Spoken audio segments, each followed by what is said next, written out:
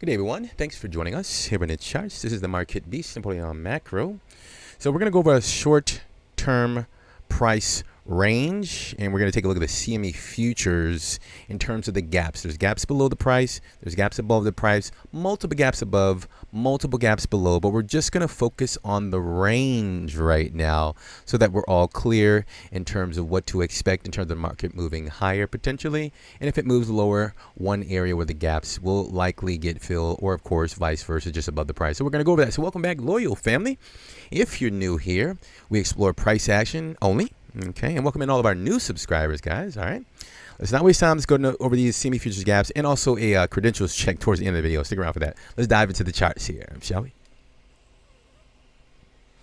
So today's August the 8th, 2021, and the previous close of the CME futures gaps, or the CME futures, is going to be $42,970. 0 cents there. It's up 5.4% for the day. The close, remember the CME futures, they do close. The active Bitcoin price is currently like 43,000. We're going to get to that in 1 second. So here's a chart. Hopefully you guys are doing well. ASMR, interesting analysis. All right. All right, so the gaps in the price here. All right, so the current, just the range, okay? Remember, I know there's multiple gaps. For $45,000 and up to $48,000 is kind of this range here, representing this kind of yellow rectangular area. That's where the gap is above the price. Just below the price, pretty obvious there, 32,000 up to 34,000. Same thing, that's the gaps within this range here. Now, the purpose of this video is to let everyone know that I've done some research, technical research only, okay, in the past where the lower gaps tend to get filled first, because if we start to fill up the gaps above the price, let's just say for instance here $45,000, $48,000, and the market just continues higher and starts to fill the higher gaps, that would be a little outside of what I understand in terms of the market fluctuations. I'll say that.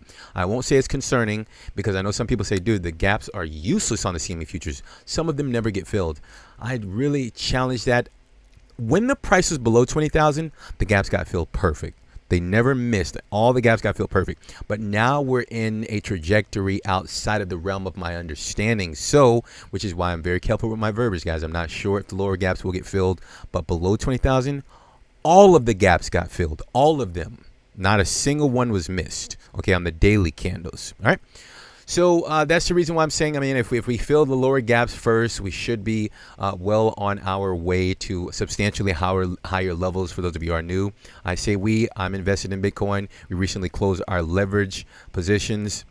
We're always long Bitcoin, and we do short Bitcoin, by the way. So I'm no permabull, just to kind of be totally transparent with everyone.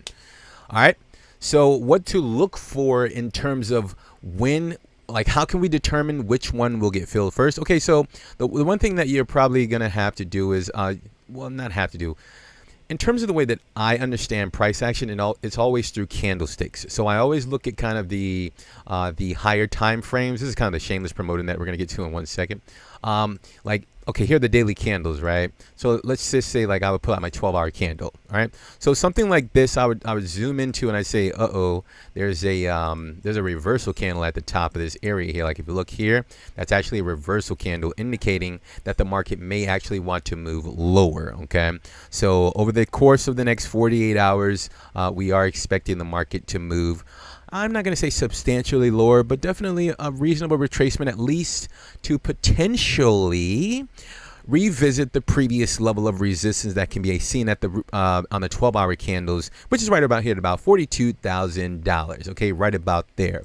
Okay, and if we just take a second to zoom out and see if we can find an alternative level of financial support, it's really simple. What you do, you zoom out, right?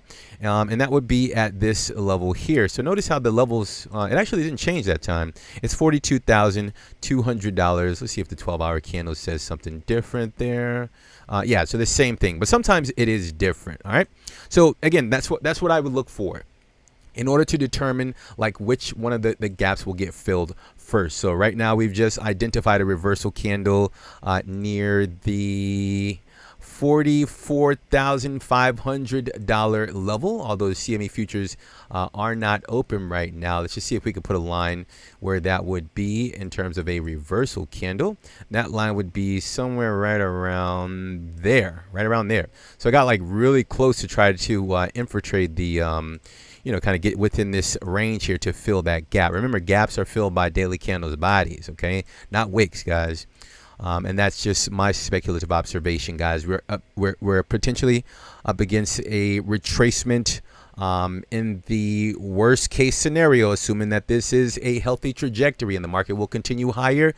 It should not get lower than the previous level of resistance. I'll say that again, guys. Okay, assuming that this trajectory down here started at about $29,500, assuming that all of this price activity, okay, is sustainable and that there is a sufficient amount of buyers in this market, the market should only retrace back down to the previous level of resistance, which is again this green line right about here at about $42,000. Okay, so that's where we'll end the video.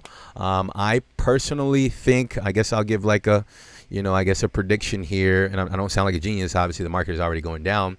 But I think the market will at least test the $42,000 level. Whether it holds or not, that is my trajectory prediction, aka prediction over the next, let's give it up to a full 7 market days. Okay, well, obviously, Bitcoin's open every day, so 7 days, okay?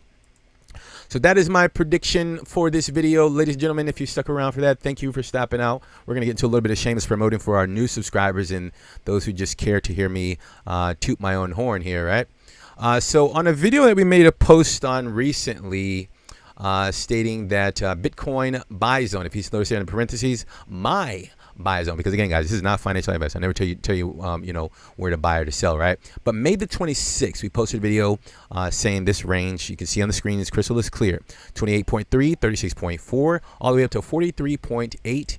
And I'd have to say that that was a very accurate call. That call aged very well.